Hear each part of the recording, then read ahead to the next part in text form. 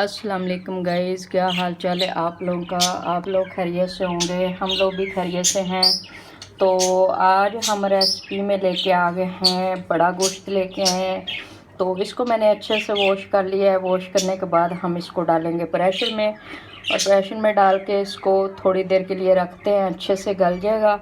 और गलने के बाद आप लोग को दिखाते हैं कि हमने किस तरीके से बनाना। गाइस यहाँ पे हमने इतना पानी ले लिया है, आधा किलो हमारा गोश्त है और आधा किलो ही हमने पानी लिया है। तो 1 चम्मच हम डालेंगे इसके अंदर नमक का, ताकि जो हमारी बोटियाँ हैं उसके अंदर अच्छे से जायका चला जाए। अगर हम नमक नहीं डालेंगे ना उबलने टाइम, तो हमारी बोटियाँ जो हम जब भून भी लेंगे उसके अंदर जायका बिल्कुल नहीं होगा। तो इस बात का आप लोगों ने भी ध्यान रखना है। मैं भी रखती हूँ, बहुत ज़्यादा मज़े का बनता है और जायके वाला बनता है। अब हम इसको बंद करेंगे और कुकर रख देंगे ऊपर। तो गाइज़ हम लोग करने लगे हैं शुरू। सबसे पहले अब हम ऑयल डालेंगे।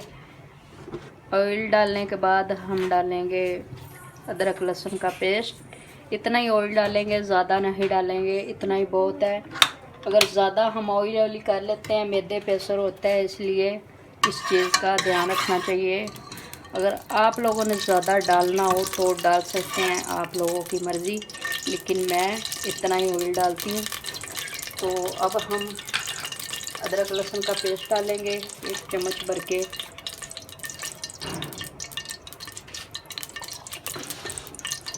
ये 1 चम्मच है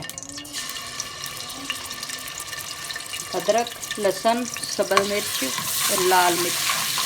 इसको पहले हम फ्राई कर लेंगे। फ्राई करने के बाद हमने कर लिया है प्याज को ग्राइंड, वो भी डालेंगे। और हमने टमाटर को भी ग्राइंड कर लिया है, हम ग्राइंड करके डालेंगे। बहुत अच्छा मसाला बनेगा, बहुत मज़े का। तो आप लोग देखते रहें सोबिया फूड रेसिपी। हमारा अदरक लहसुन फ्राई हो चुका है अच्छे तरीके से। तो हमने बड़े साइज़ का एक प्याज ले लिया था, तो उसको हमने कर लिया ग्राइंड और इसको करते हैं फ्राई। बिस्मिल्लाहिर्रहमानिर्रहीम। इस तरीके से अब थोड़ा सा इसको फ्राई करेंगे। फ्राई करने के बाद फिर हम टमाटर का पेस्ट ऐड करेंगे। तो यहाँ पे हम 1 चम्मच डाल लेते हैं हल्दी पाउडर, 1 चम्मच। कलर अच्छा आएगा, थोड़ा सा और डालेंगे।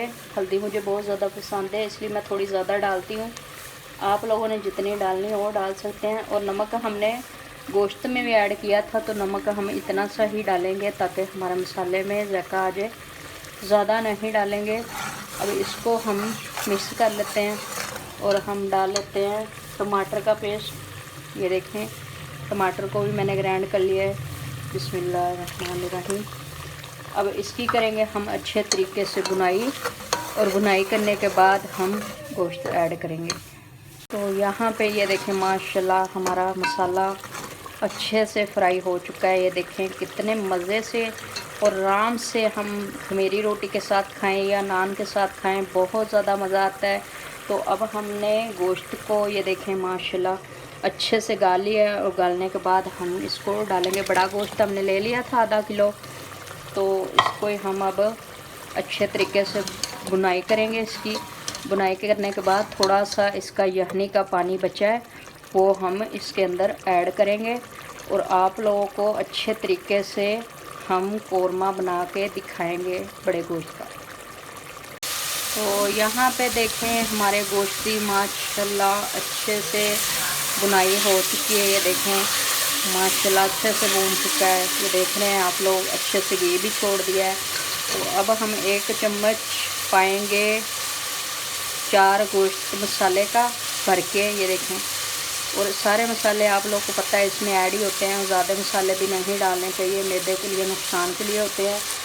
तो इसलिए हमें इतने मसाले ही, इसको अच्छे से करेंगे मिक्स तरीके से। देखिए माशाल्लाह। तो अब जो हमारा यखनी वाला पानी था वो हम इसके अंदर ऐड करेंगे, ताकि हमारा मसाला अच्छे से कोरमे का मसाला बन जाए और बहुत मज़े का लगेगा अच्छे तरीके से। ये देखें यखनी हमने जो उतारी थी वो डाल रहे हैं। बिस्मिल्लाहिर्रहमानिर्रहीम। और 2-3 मिनट बाद हमारा कोरमा माशाल्लाह अच्छे से तैयार हो जाएगा। तो लाइक और सब्सक्राइब करना नहीं भूला करें, ज़रूर किया करें और वीडियो मेरी शेयर भी किया करें। 2 मेरे सब्सक्राइबर हैं, लाजमी मेरी वीडियो कमेंट हर चीज़ मतलब के टाइम से करते हैं, मुझे बहुत ज़्यादा अच्छा लगता है। तो आप लोग भी ऐसा ही किया करें। तो ये देखें जी, माशाल्लाह हमारा कोरमा अच्छे से तैयार हो चुका है अच्छे तरीके से, और लाइक और सब्सक्राइब ज़रूर करना है। और ये देखें माशाल्लाह इतने मज़े से अच्छे तरीके से बन गया है। तो आज की हमारी रेसिपी तैयार हो चुकी है, हम मिलेंगे अगली रेसिपी के साथ। अल्लाह हाफ़िज़।